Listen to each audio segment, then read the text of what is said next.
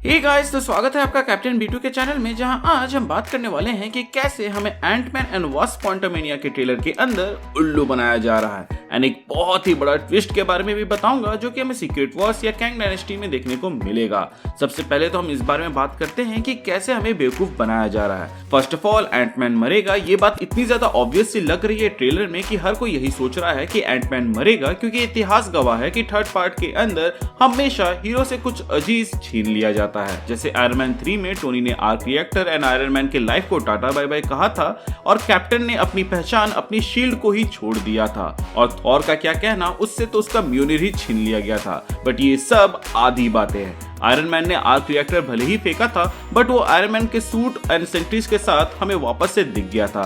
Captain से उसका shield छीना गया था, बट वो भी उसको एंड गेम में मिल गया था। एंड अब बचा थॉर, तो उसका म्योनिर भी थॉर 4 में वापस आ चुका है। सो व्हाट इफ हमको ऐसा लगे कि एंटमैन इस मूवी के अंदर मर गया, बट हमें मूवी के एंड क्रेडिट या मिड क्रेडिट में ये हिंट किया जाए कि वो अभी भी बचा है, या फिर डायरेक्टली हमें सीक्रेट वॉर्स या फिर कैंग डायनेस्टी के अंदर हमें स्कॉट लैंग दिखाया जाए। वैसे भी स्कॉट की बेटी ने एक डिवाइस बनाया है जो कि एक सैटेलाइट के जैसे काम करता है क्वांटम रेल्म के लिए, एंड इसी डिवाइस में सब खींचे भी जाते हैं। तो व्हाट इफ इसी डिवाइस में बाद में ये मैसेज आए कि स्कॉट जिंदा है और वो क्वांटम रेल्म में फंसा हुआ है। इवन एंटमैन की एंडिंग सॉर्ट ऑफ ये टीज करती है, जहां पर हम देखते हैं कि वो कुछ समय के लिए क्वांटम रेल्म में फंस गया था, लेकिन वो वहां से वापस आ जाता है। तो ये सॉर्ट ऑफ फोरशैडोइंग के जैसा काम कर सकता है। इसके अलावा एंटमैन के हर मूवी के क्रेडिट सीन में नेक्स्ट बिग इवेंट का हमें कुछ ना कुछ सीन देखने को मिलता है। जैसे एंटमैन 1 में सिविल वॉर का एक सीन था, तो वहीं एंटमैन एंड वास्प में इन्फिनिटी वॉर से रिलेटेड एक सीन था।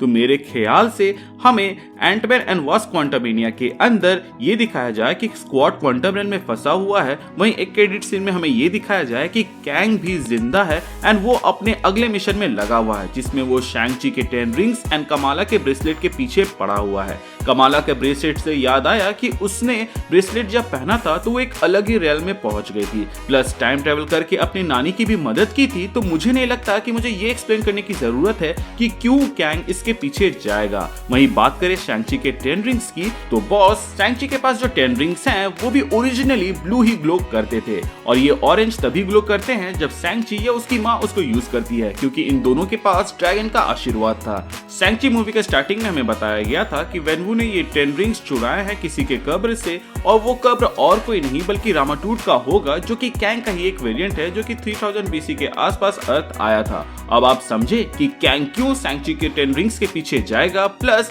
हमने देखा भी है कि मिस मार्वल के एंड में मिस मार्वल कैप्टन मार्वल से रिप्लेस हो जाती है। वही रिप्लेसमेंट प्रोसेस मोनिका के भी साथ होगा, जिसको पावर्स वांडाविजन में मिले हैं। एंड हाँ, सबको ये तो जरूर बात कर रहे हैं कि कैंग का हेलमेट बिल्कुल वैसे ही फॉर्म हो रहा है जैसे टोनी का होता है, लेकिन कोई ये बात नहीं कर रहा है कि मोनिका की आंखें जैसे ब्लू ग्लो कर रही थी, वैसा ही ग्लो हम कैंग के आंखों में देख सकते हैं, इंप्लाइंग कि सब के सब शायद तक क्वांटम रेल्म से ही पावर लेते थे। बेसिकली शैंग-ची के 10 रिंग्स एंड कमाला के जो ब्रेसलेट है वो कोई मैजिकल आर्टिफैक्ट नहीं बल्कि एक हाई टेक है जो कि ओरिजिनली कैंग को बिलोंग करते हैं, बट वो MCU में अब मेन हीरोज का पावर सोर्स है, जिसके वजह से वो भी इस फाइट का हिस्सा बन गए हैं। इसके अलावा ट्रेलर के इस सीन में यहाँ पर जो डिजाइन बने हुए हैं वैसे ही डिजाइन हम लोगों ने इटर्नल्स मूवी के अंदर भी देखा हुआ है, तो ऐसा हो सकता है कि वो भी इन्वॉल्व है। ऐसा मैं इसलिए बोल रहा हूँ क्योंकि जैनेट कहती है कि वो एग्जिस्टेंस को रीराइट कर सकता है एंड टाइमलाइन को शैटर कर सकता है, बट ये लेवल की पावर तो सिर्फ सेलेस्टियल्स ही होल्ड करते हैं, अनटिल एंड अनलेस कोई आर्टिफैक्ट या टेक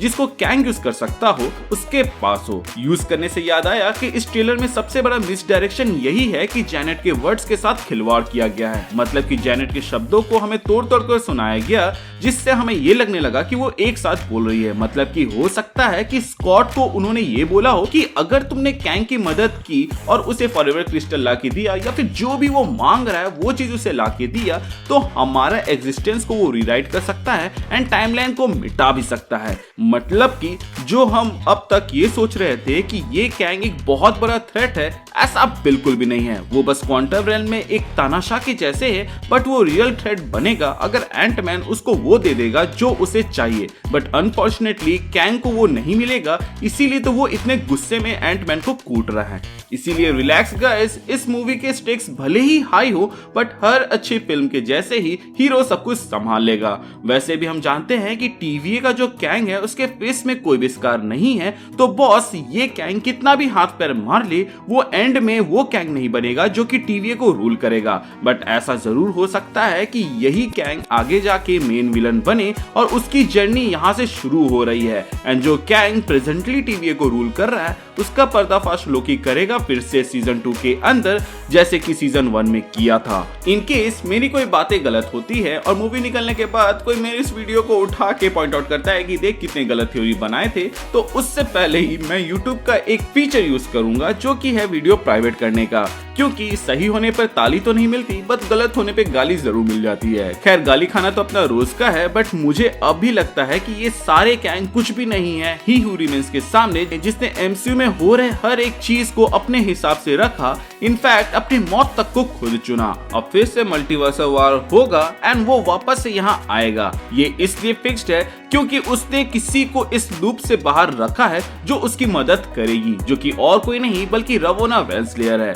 ही हू रिमेन्स के मरने से पहले और टीवीए के रिबूट होने से पहले ही वो वहां से निकल गई थी एंड उसका काम बस इतना ही है कि वो ही हू रिमेन्स को फिर से उसकी कुर्सी दिलवाए। ही हू रिमेन्स इसलिए अपने मौत को नहीं चुना क्योंकि वो बोर हो चुका था, उसने अपने मौत को इसलिए चुना क्योंकि वो वांडा जैसे नेक्सस बीइंग से डील नहीं कर पा रहा था एंड उसके लिए उसे अपना एक पावरफुल वर्जन चाहिए था जो कि इससे डील कर सके, क्योंकि ही हू रिमेन्स पावरफुल नहीं स्मार्ट है और वो दिमाग से जंग जीतता है ना कि ताकत से। एंड वांडा जैसे अनसर्टेनिटी को हराने के लिए उसे ताकत चाहिए, क्योंकि ये बंदी कब हीरो बनती है कब विलन बनती है पता ही नहीं चलता। आई थी विलन बन के फिर हीरो बनी और उसके बाद वेस्ट मूवी में अनजाने में विलन बनी और फिर डॉक्टर स्ट्रेंज में तो फुल फ्लेज्ड विलन बनी।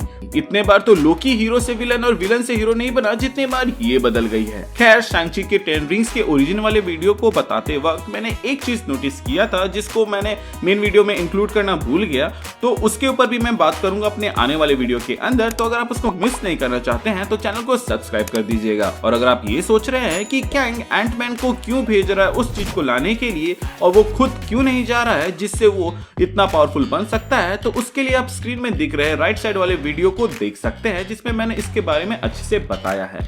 Thank you for watching this video, stay tuned.